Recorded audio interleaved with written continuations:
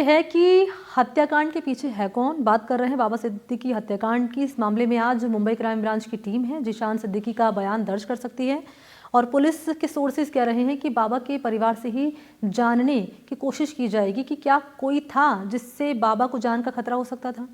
Police ये भी जानना चाहती है कि क्या कोई SRA प्रोजेक्ट को लेकर बात इतनी आगे बड़ी हो सकती है कि कोई बाबा सिद्दीकी को मारने की सुपारी निकाल दे। पुलिस ये भी जानना चाहती है जिशान से कि उन्हें किसी पर शक है या उनकी किसी को लेकर कोई शिकायत है, और अगर ऐसा कुछ है तो क्राइम ब्रांच उस एंगल से भी जांच करेगी। सोर्सेज ये भी कह रहे हैं क्राइम ब्रांच के कि anti terrorist cell special branch crime branch की CIU को जिम्मेदारी दी गई है कि वो बॉलीवुड एक्टर सलमान खान से जुड़े उनके करीबी दोस्त या करीबी बिजनेसमैन सभी की जानकारी इकट्ठा करे ताकि भविष्य में इस तरह की घटना को रोका जा सके। NCP नेता की 12 अक्टूबर की देर रात को गोली मारकर हत्या की गई है। जब वो अपने बेटे के दफ्तर से बाहर निकल रहे थे तब उन पर ये गोलियां दागी गई हैं। इस घटना को 3 लोगों ने अंजाम दिया है। घटना के बाद आरोपी फरार हो गए, लेकिन कुछ ही देर बाद 2 आरोपियों को गिरफ्तार कर लिया गया था।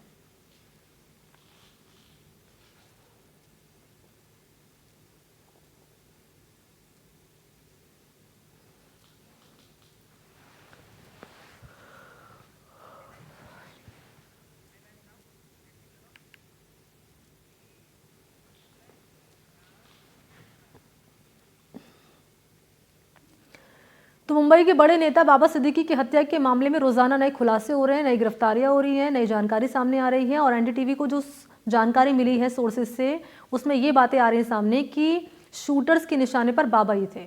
हत्या के वक्त भी बेहद सोच समझकर यहाँ पर जगह को चुना गया था और इस पूरे ऑपरेशन को अमेरिका में बैठा लॉरेंस का भाई अनमोल बिश्नोई हैंडल कर रहा था। ये एक्सक्लूसिव रिपोर्ट आपके सामने हम रख रहे हैं।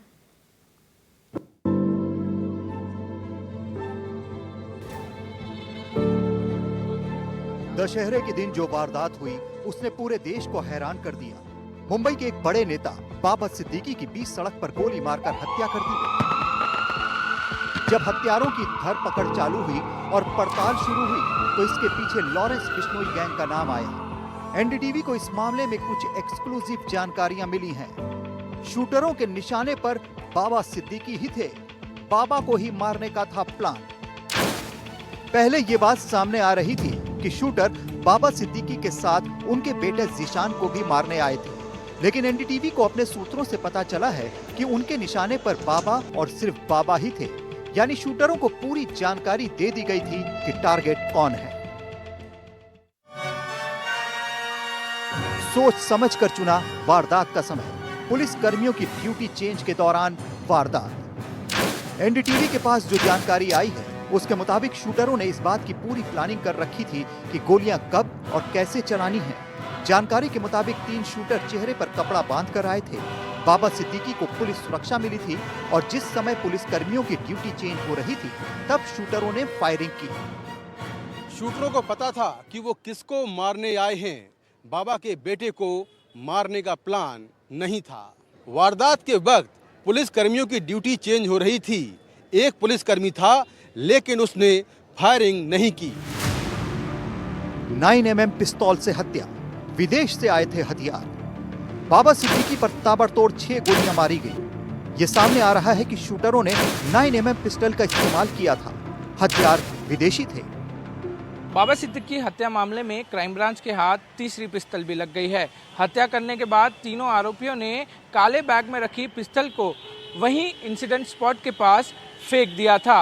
इस बारे में जानकारी दोनों गिरफ्तार आरोपी धर्मराज और गुरमेल ने मुंबई पुलिस की क्राइम ब्रांच को दी, जिसके बाद जगह पर जाकर क्राइम ब्रांच ने इस हथियार को बरामद कर लिया है। सिग्नल, टेलीग्राम और स्नैपचैट का प्रयोग। इस पूरी वारदात के लिए बहुत ही शातिराना प्लानिंग की गई। मोबाइल या लैंडलाइन से बात नहीं होती थी।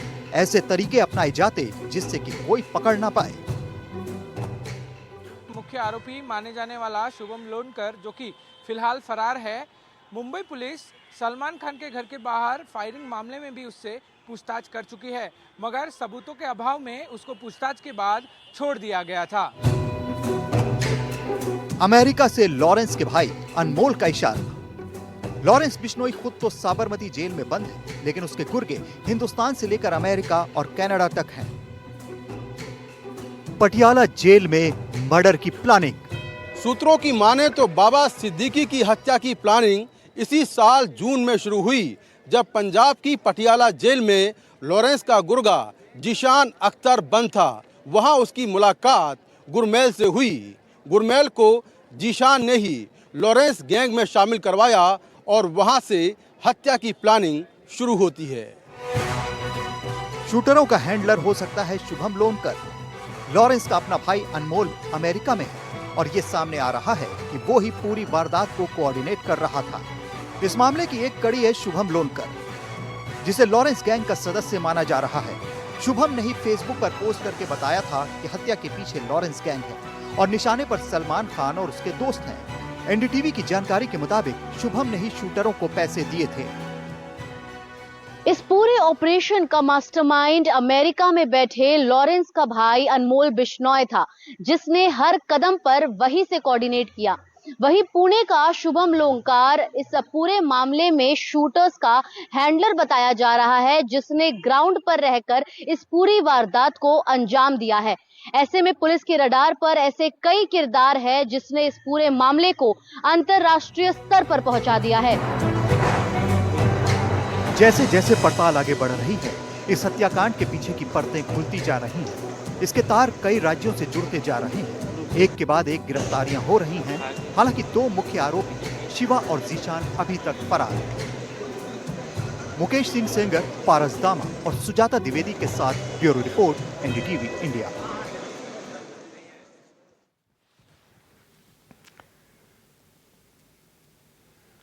तो बाबा सिद्दीकी की हत्या के पीछे सिर्फ सलमान खान से नज़दीकी वजह नहीं हो सकती। उनके किरदार और इतिहास को करीब से देखें और समझें और पड़ताल कर चुके रिटायर्ड पुलिस अफसर हैं और वरिष्ठ पत्रकार हैं दावा कर रहे हैं कि मुंबई में स्लम के पुनर्विकास के लिए SRA स्कीम का बड़ा रोल माना जा रहा है। बाबा सिद्दीकी खुद भी बतौर डेवलपर अपना कारोबार तेजी से फैला रहे थे। बताया जाता है कि उन्हें धमकी भरे करीब 40 कॉल आए थे, लेकिन उन्होंने शिकायत नहीं की।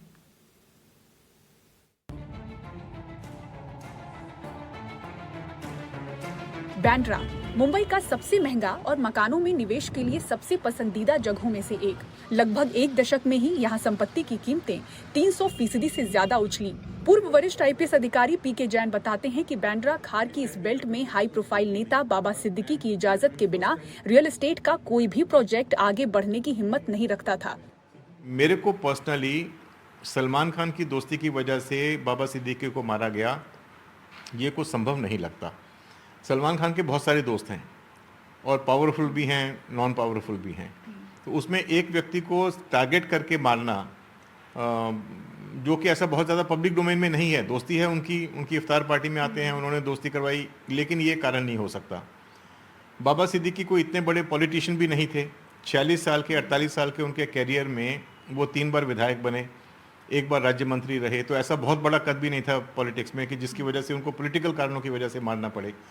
तो ले दे के मुझे लगता है कि जो SRA का उनका एंगल है, जो रीडेवलपमेंट के प्रोजेक्ट्स वो लेते थे, मेरे को जो जितनी इन्फॉर्मेशन इससे पहले जब मैं सर्विस में था तब भी मिलती थी और अभी भी, कि उनके SRA के प्रोजेक्ट्स जो थे वो ही इसका एक कारण हो सकते हैं कि उनकी हत्या की गई। बांद्रा ईस्ट में जहाँ पे SRA का बहुत बड़ा काम है, बहुत सारे बिल्डर्स वहाँ घुसे हुए हैं, बहुत पैसा उसमें इन्वॉल्व है। अभी एक लेटेस्ट प्रोजेक्ट है जिसमें तकरीबन 3000 करोड़ रुपए का मामला चल रहा है उनका, जो डिस्प्यूट में है। उस एरिया में कोई भी SRA प्रोजेक्ट बाबा सिद्दीकी की प्रोटेक्शन के बिना, उनके सहयोग के बिना, उनकी कोऑपरेशन के बिना नहीं हो सकता। झुग्गी पुनर्वास योजना यानी SRA मुंबई की आवास चुनौतियों से निपटने में एक बड़े मॉडल के रूप में काम करती है।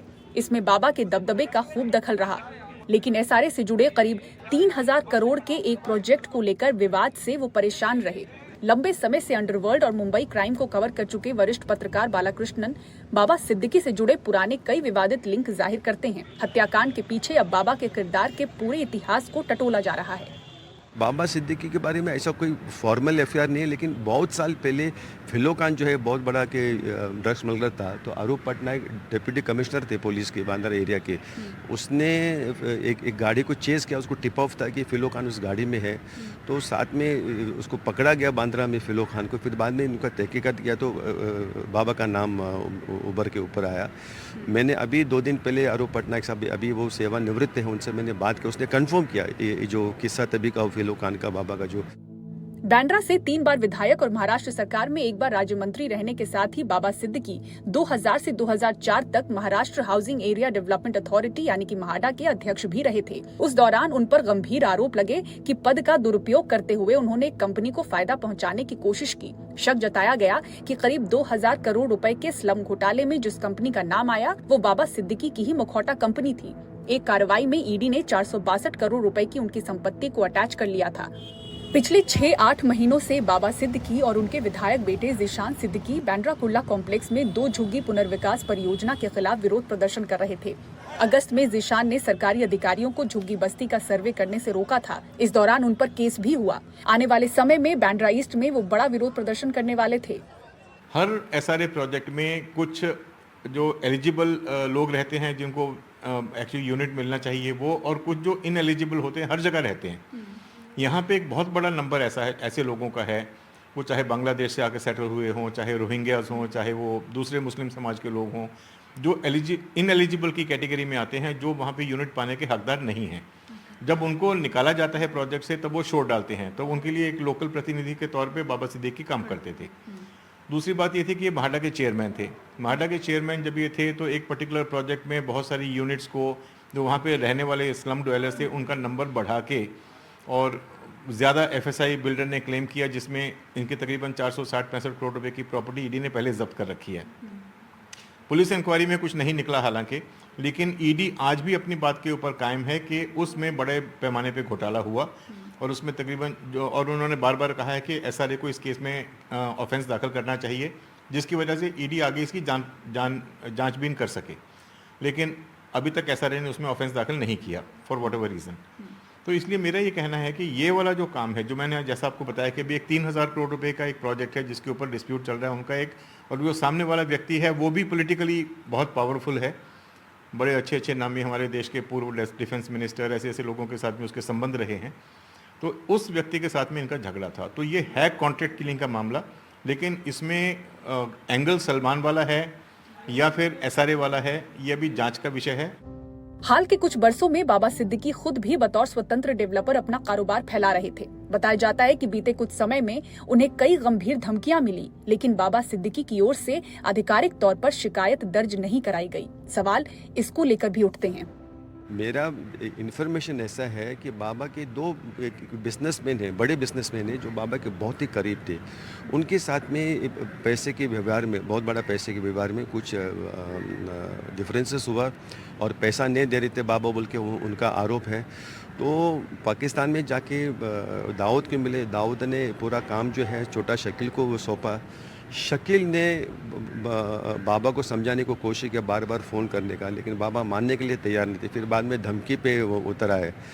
तो कम से कम 30-40 कॉल शकील ने किया बोल के मेरा इन्फॉर्मेशन है। फिर फाइनली दिल्ली में सिक्योरिटी एजेंट्स को टिप ऑफ मिला, ऐसे ऐसे पाकिस्तान से कॉल आ रहे लगातार, इसी नंबर पे कोई एमएलए है बोल के।